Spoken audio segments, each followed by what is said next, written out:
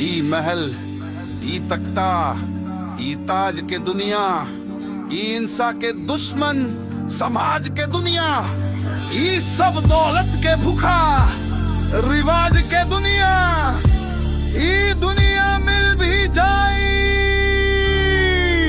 ताकबा।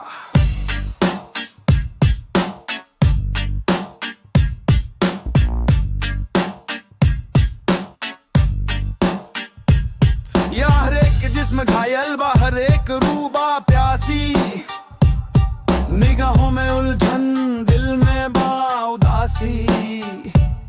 ये दुनिया बाके आलम बेबाजी, ये दुनिया मिल भी जाई ताकबा।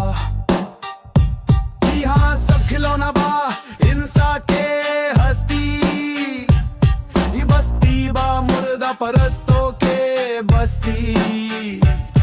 यहाँ पेता जीवन से बा मौत सस्ती, ये दुनिया मिल भी जाई तो काबा।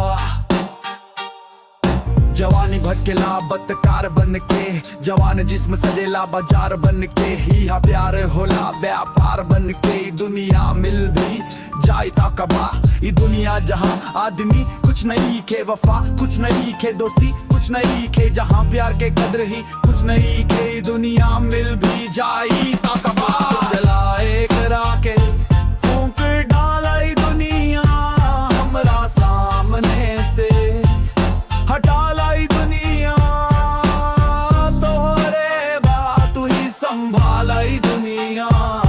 ये दुनिया मिल भी जाई ताकबा, ताकबा।